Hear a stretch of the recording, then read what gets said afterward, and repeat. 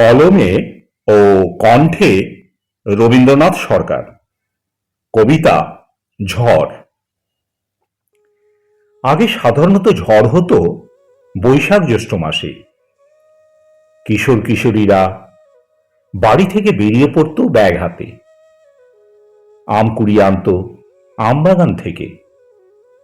সেই আম দিয়ে তৈরি হতো আমপোস্ত, আমচুর, আরো কত রকমের পদ। সেই ঝড় নষ্ট করে দিত মাঠের ফসল, তছনছ করে দিত গাছপালা, রাস্তাঘাট আর ঘরবাড়ি। দু একটা হতো বাজ পড়ার ঘটনা, খুব কম ঘটত জীবনহানি। এখন কমেছে আম কুড়ানোর প্রতি আকর্ষণ, কিন্তু বিড়ম্বনা বেড়েছে বহুগুণ। তালে তালে বেড়েছে মানুষের চাহিদা।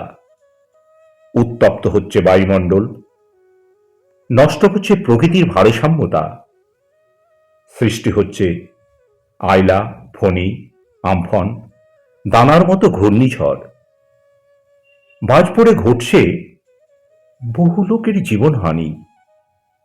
তাই মানুষের কাছে আহ্বান, ঝড়ের করাল রোষ থেকে মুক্তি পেতে আগে নিজেরা হও সাবধান।